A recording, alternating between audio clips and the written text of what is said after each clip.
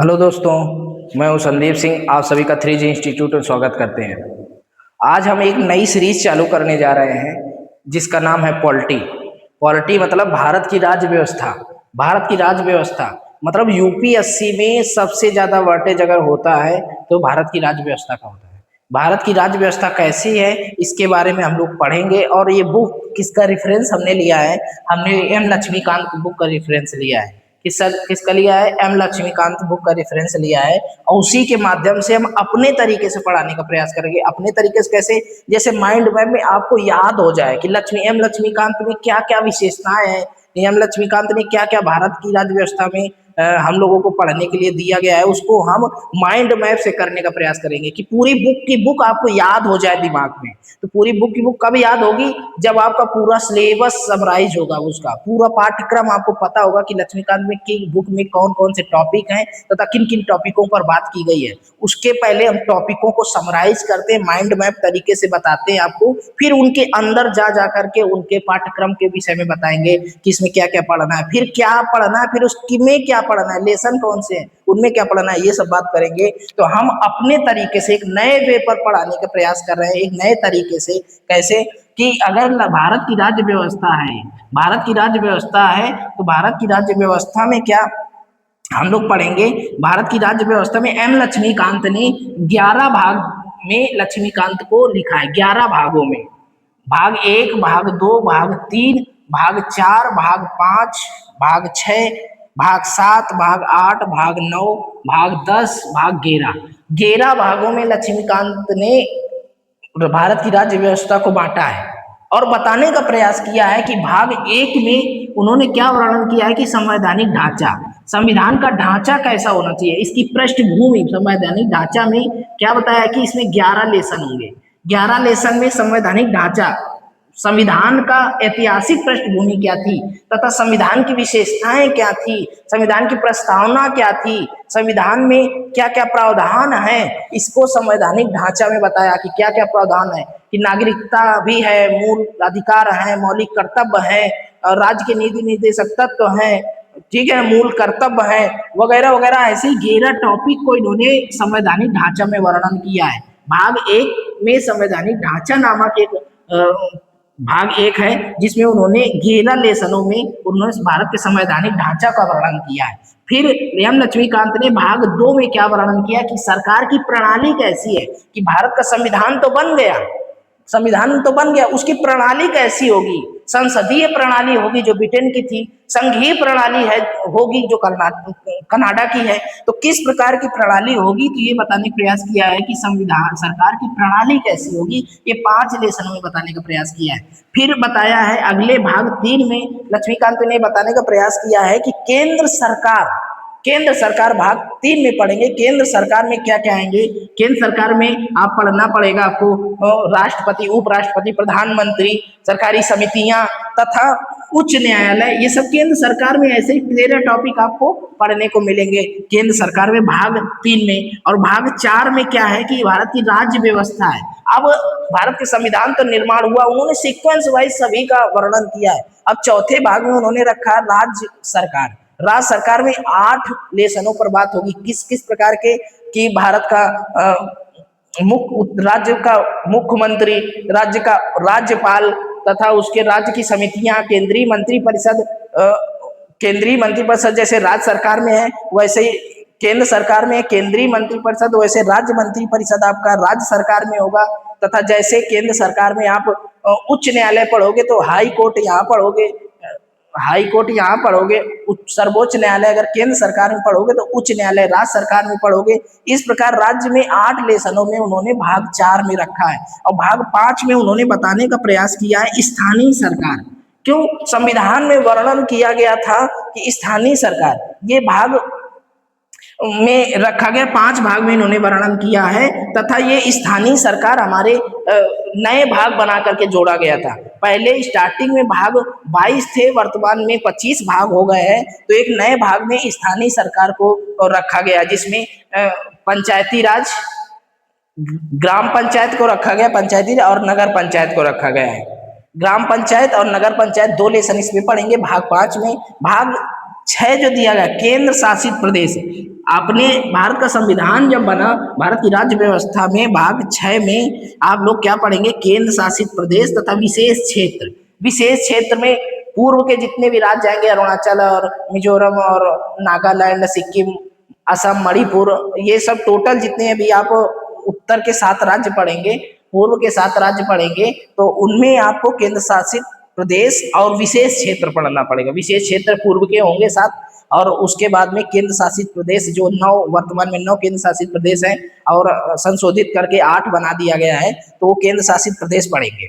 फिर उसमें उसके बाद में भाग 7 पढ़ेंगे। भाग 7 में संवैधानिक निकाय पढ़ेंगे, जिसमें 12 लेसन है। 12 संवैधानिक निकाय मतलब संविधान में कौन कौन से निकाय रखे गए हैं उनके बारे में। संवैधानिक मतलब संविधान में किन का वर्णन किया है, तो वो संविधानिक निकाय होंगे। ऐसे निकाय जिनका वर्णन संविधान में है उनको संवैधानिक निकाय पढ़ेंगे। जैसे आपने पढ़ोगे, आपको निर्वाचन आयोग, निर्वाचन आयोग आप पढ़ोगे तो संवैधानिक निकाय में आता है। संघ लोक सेवा आयोग संवैधानिक निकाय में आता है। जनजाति आयोग, अनुसूचित जनजाति आयोग वगैरह वगैरह, ऐसे 12 लेसन आप पढ़ेंगे जो संवैधानिक निकाय के तहत पढ़ेंगे आप लोग। फिर भाग 8 पढ़ेंगे, जिसमें गैर संवैधानिक निकाय पढ़ेंगे।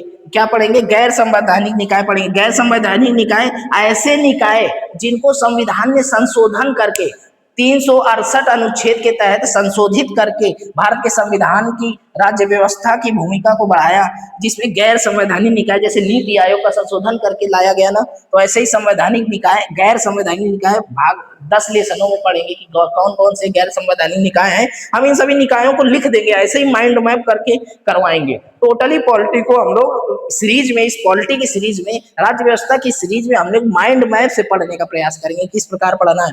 फिर उसके बाद में भाग 9 में आप लोग अन्य संवैधानिक आयाम पढ़ेंगे। अन्य संवैधानिक आयाम ऐसे आयाम होंगे जो न तो संवैधानिक होंगे न गैर संवैधानिक होंगे, और अन्य संवैधानिक आयाम होंगे, उनके विषय में पढ़ेंगे। फिर राजनीतिक गतिशीलता पढ़ेंगे भाग 10 में। राजनीतिक गतिशीलता का मतलब जैसे इसको कह देते हैं आप लोग, भारत की राज्य व्यवस्था, पॉलिटी और गवर्नेंस एक जो आता है, भारत की राज्य गवर्न करते हैं, शासित करते हैं, तो गवर्नेंस में जो एक टॉपिक है उसमें 11 टॉपिक पढ़ेंगे। राजनीतिक गतिशीलता, राजनीतिक गतिशीलता में कौन कौन से टॉपिक आते हैं, जैसे चुनाव कानून है, मतदाता कानून है, दल बदल कानून है, इस प्रकार के जो दबाव समूह है। तो राजनीतिक गतिशीलता में इस प्रकार के आप लोग लेसन के को पढ़ोगे, जो लेसन है 11 लेसनों को इस प्रकार से पढ़ोगे। फिर संविधान की कार्य प्रणाली पढ़ोगे।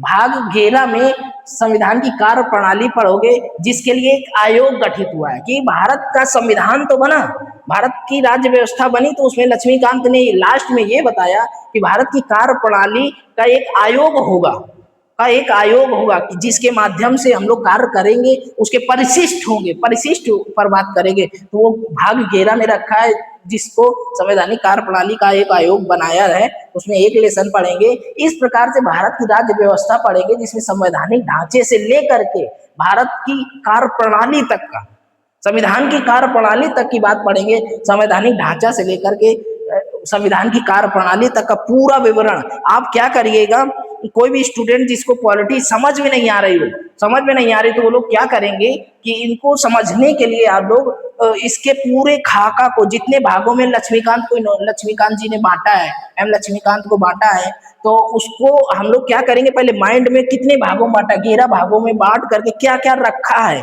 इतना याद कर लेंगे। फिर उसके बाद में उसके अंदर जो लेसन है, 11 लेसन, 5 लेसन, 13 लेसन, इनको सबको माइंड मैप करेंगे, तो अंदर उसके क्या है, ऑटोमेटिक समझ में आता है। कैसे समझ में आता है, जब हमको पाठ्यक्रम याद होता है ना, तो कोई भी टीचर कहीं से भी पढ़ाए, किसी भी लेसन से उठा ले, किसी भी भाग से उठा ले, किसी भी पाठ्यक्रम से उठा ले, अगर आपको पूरी विषय सूची पता है अच्छे से, तो आप उसको समराइज समझने में आसानी हो जाती है। तो हम इसी माइंड मैप के आधार पर आपको पढ़ाना का प्रयास करेंगे कि ये किस प्रकार से माइंड मैप बना है। ये पहला भारत की संविधान, भारत की राज्य व्यवस्था जो एम लक्ष्मीकांत ने लिखा, एम लक्ष्मीकांत ने भारत की राज्य व्यवस्था जो लिखा, इसको हम लोग माइंड मैप के अकॉर्डिंग पढ़ेंगे। माइंड मैप के हर लेसन को समराइज करेंगे। अब जैसे हमने 11 भागों में इसको बांट दिया, अब हम उठाएंगे नेक्स्ट जो हम पढ़ाएंगे तो संवैधानिक ढांचा। अभी संवैधानिक ढांचा को पहले 11 भागों में बांट देंगे, क्योंकि 11 लेसन है, तो कौन कौन से ढांचा संवैधानिक ढांचे के अंतर्गत आते हैं उनको हम पूरा लिखेंगे, ऐसे ही चक्र बना करके लिखेंगे कि जिसमें इसके 11 हो और